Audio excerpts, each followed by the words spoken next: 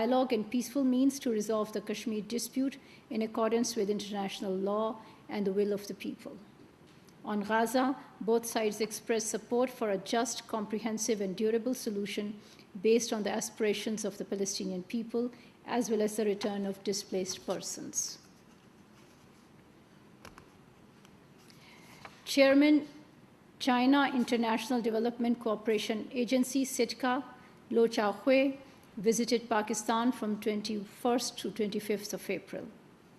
In Islamabad, he called on the President and the Prime Minister and held meetings with the Minister for Economic Affairs and other senior officials. The two sides agreed to fast-track ongoing projects under China-Pakistan Economic Corridor and signed several documents of cooperation. The discovery of mass graves at two major hospitals in Gaza have shocked the human conscience.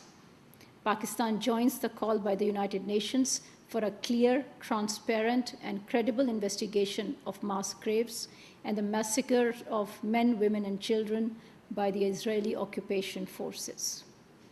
Pakistan vehemently condemns Israel's barbarianism and its war crimes against the people of Gaza.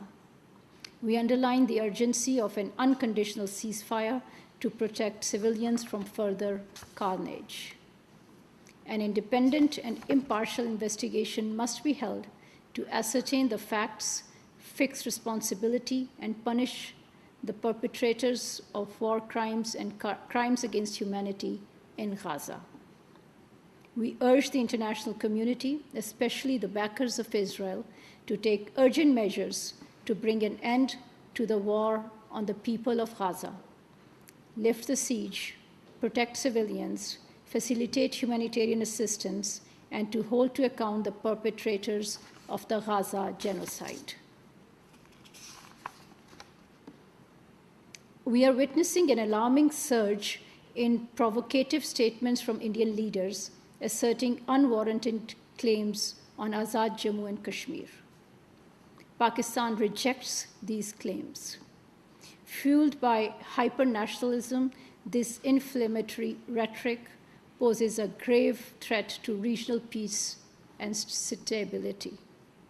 We urge Indian politicians to cease their reckless practice of dragging Pakistan into India's populist public discourse for electoral motives. Historical and legal facts, as well as ground realities, refute India's baseless claims over Azad Jammu and Kashmir. Despite India's rhetoric and assertions, Jammu and Kashmir remains an internationally recognized disputed territory.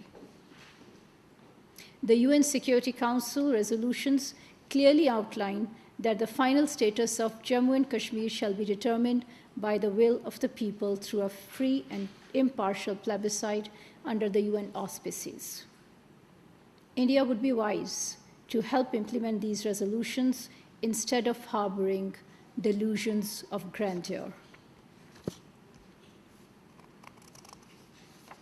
Now a couple of announcements. Prime Minister Mohammad Shehbaz Sharif and Foreign Minister Mohammad Ishaq Dar will attend the World Economic Forum special meeting on global collaboration, growth, and energy to be held in Riyadh, Kingdom of Saudi Arabia, from 28th to 29th of April.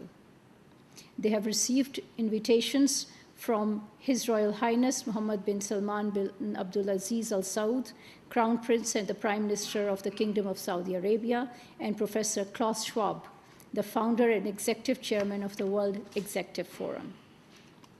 High-level participation in the forum will afford an important opportunity to present Pakistan's priorities, specifically in global health architecture, inclusive growth, revitalizing regional collaboration, and the need for striking a balance between promoting growth and energy consumption. On the margins of the main event, the Prime Minister and the Foreign Minister will hold bilateral meetings with world leaders, heads of international organizations and bodies, and other leading personalities participating in the event. Furthermore, Prime Minister Mohammad Shehbaz Sharif will visit the Gambia to participate in the 15th OIC summit being held in the Gambia on 4th to 5th of May. The summit is being convened at a critical time for the Muslim Ummah as the war on the people of Gaza continues unabated. It would be an important occasion for the OIC leaders to deliberate upon the deteriorating situation in Gaza and project a strong, collective, and unified stance on the Palestinian question.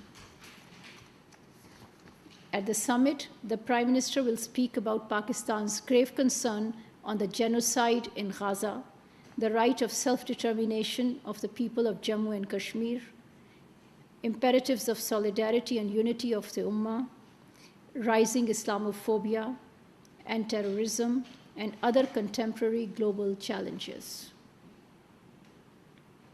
He will also hold bilateral meetings with leaders of the Islamic world on the margins of the summit. The summit will be preceded by the OIC Council of Foreign Ministers meeting on the 2nd and 3rd of May. Foreign Minister Muhammad Ishaq Dar will attend the CFM. On the sidelines of the CFM, the Foreign Minister will meet his counterparts from other OIC countries. And that concludes our opening remarks. Thank you. तर्जुमान दफ्तर खारजा Mumtaz Zahra Bloch हफ्तावार briefing दे रही थी। उन्होंने कहा कि Iran के सदर doctor Saeed Ibrahim रईसी ने 22 से 24 अप्रैल के दौरान पाकिस्तान का दौरा किया। ईरान और पाकिस्तान ने मुख्तलिफ शोबों में ताउन पर बात की। पाकिस्तान और ईरान के गज़ा पर मौक़िफ़ यकसा है। पाकिस्तान इसराइल के जंगी जराइम की मज़म्मत करता है। गज़ा की सूरत हाल पर आज़ाद इंक्वायरी की ज़रूरत है। आलमी बरादरी गज़ा की सूरत हाल का फौरी नोटिस दे। इसके साथ साथ तर्जुमान दफ्तर खारजा ने वज़ीर आज़म मोहम्मद शहबाज शरीफ की मसरूफ़ियत के हवाले से भी आगाह किया, जबकि तर्जुमान दफ्तर खारजा ने पाकिस्तान ईरान मुश्तरका एलामिया के हवाले से भी मीडिया को आगाह किया। तर्जुमान दफ्तर खारजा मुमताज़ ज़हरा बलोच हफ्तावार ब्रीफिंग दे रही थी। उन्होंने कहा कि वज़ीर आज़म मोहम्मद शहबाज शरीफ गैम्बिया का दौरा करेंगे, जहाँ पर वो OIC के इजलास में शिरकत करेंगे। वज़ीर आज़म मुस्लिम ममालिक के रहनुमाओं से मुलाकातें भी करेंगे। इसके साथ साथ वर्ल्ड इकनॉमिक फ़ोरम के मौके पर वज़ीर आज़म की आलमी सरबराहों से भी मुलाकात होगी। वज़ीर आज़म मोहम्मद शहबाज शरीफ मई में OIC इजलास में शिरकत के लिए गैम्बिया का दौरा करेंगे, जबकि 28 अप्रैल को